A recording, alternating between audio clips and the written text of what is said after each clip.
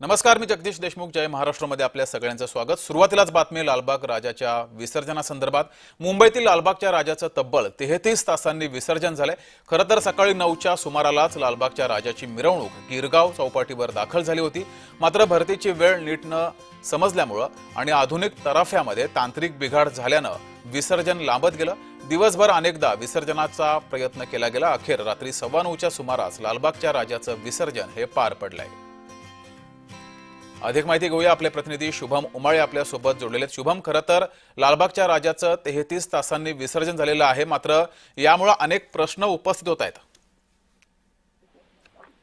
जगदीश, आपण बघू शकतो लालबागच्या राजाचं विसर्जन हे आता 9:15 वाजता झालेलं आहे. साधारणतः 11 तासानंतर हे विसर्जन जे आहे ते झालेलं आहे. लालबागचा राजा हा गिरगावच्या चौपाटीवरच जो आहे विराजमान होता. त्या ठिकाणी भरतीची माहिती जी आहे ती मिळाल्यानंतर आणि सोबतच प्रचंड लाटा येत होत्या, त्यामुळे कुठेतरी निसर्गाचा प्रकोप जो आहे तो म्हणता येईल आणि त्यामुळे हा विलंब झाल्याचा एक साधारणतः प्रथम दर्शनी जे आहे ते दिसून येत आहे. जगदीश जी, मात्र शुभम, खरं तर लालबागचा राजा नेहमीप्रमाणे दरवर्षीप्रमाणे 9च्या सुमारासच गिरगाव चौपाटीवरती आला होता.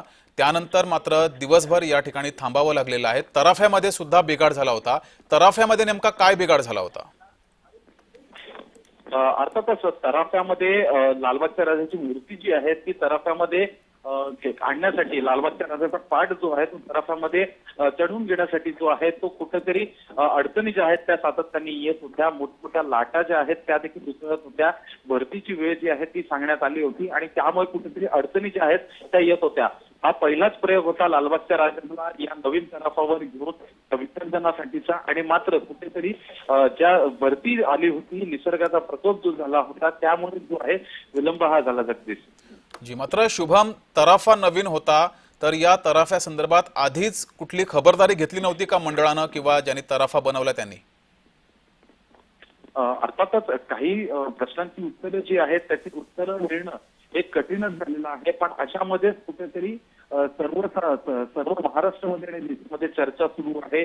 कुठेतरी हे देखील म्हणण्यात येत होतं की गुजरातचा हा तराफा आहे त्यामुळे अशा पद्धतीने झालं. कारण की कोळी बांधवांचा हा एक सण आहे लालबागचा राजाचा. लालबागचा राजा हा कोळी बांधवांचा आहे आणि अशामध्येच यंदाच्या वर्षी जे आहे कोळी बांधवांचंही विसर्जन जे आहे हे नाही करायचं, नवीन तराफ्यासोबत करायचं असा ठराव मंडळाकडनं करण्यात आला होता. नाहीतर दरवर्षी जो आहे तराफा हा कोळी बांधवांचा असतो आणि मान जो आहे हा गिरगावच्या कोळी बांधवांना विसर्जनाचा.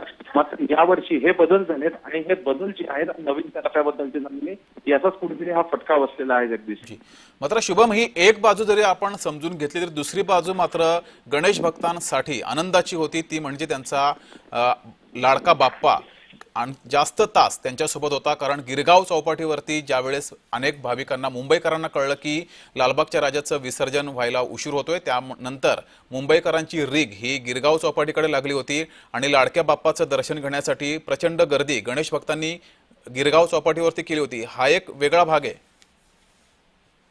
हो, अर्थातच ज्या पद्धतीने आपण बोलू शकतो लालबागच्या राजा सार्वजनिक गणेश उत्सव मंडळाच्या ठिकाणी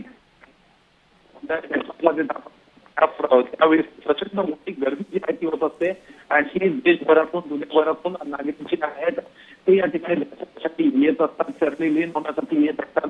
पण मात्र रांगेत उभं राहिल्यानंतर दर्शन हे अवघड काही लोकांसाठी शुभम यांचा आवाज आपल्यापर्यंत पोहोचत नाहीये. पुन्हा शुभम यांच्याकडे जाऊ. मात्र लालबागच्या राजाचं तब्बल 33 तासांनी विसर्जन झालं.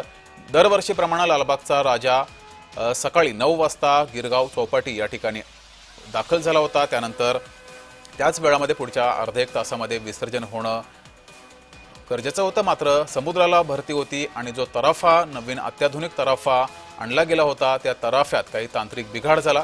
त्यामुळे लालबागच्या राजाच्या विसर्जनाला उशीर झाला. खरं तर पूर्ण 15 ते 16 तास त्याहून अधिक काळ लालबागच्या राजाची विसर्जन मिरवणूक ही सुरू असते. लालबाग ते गिरगाव चौपाटी यामध्ये ही मिरवणूक सुरू असते. प्रचंड गर्दी या मिरवणुकीमध्ये असते आणि गिरगाव चौपाटीवरती सकाळी 9:10च्या सुमारास लालबागच्या राजा येतो आणि त्यानंतर विसर्जन होतं. मात्र यावर्षी पहिल्यांदाच भरती होती. भरतीचा अंदाज आधी आला नव्हता आणि त्यानंतर तराफ्यामध्ये बदल झाला होता. तर आपल्यासोबत शुभम पुन्हा जोडलेले आहेत. शुभम, तोच मुद्दा आहे की गणेश भक्तांसाठी मात्र ही पर्वणी होती. अर्थातच दर्शनासाठी किंवा चिकन जो आहे मोठा जो आहे त्या ठिकाणी होत असतो. मात्र ही एक बाजू तरी समजून घेतली तरी मात्र दुसरी बाजू ही होती की बऱ्याच वेळा लालबागच्या राजाला प्रचंड गर्दी होत असते, अनेकांना लालबाग राजाचं दर्शन घेता येत नाही. मात्र लालबागच्या राजाच्या विसर्जन मिरवणुकीला उशीर होतो हे समजताच अनेक गणेश भक्त हे गिरगाव चौपाटीवरती आले होते आणि लालबागच्या राजाची आरती सुद्धा अनेक गणेश भक्तांनी केली आहे.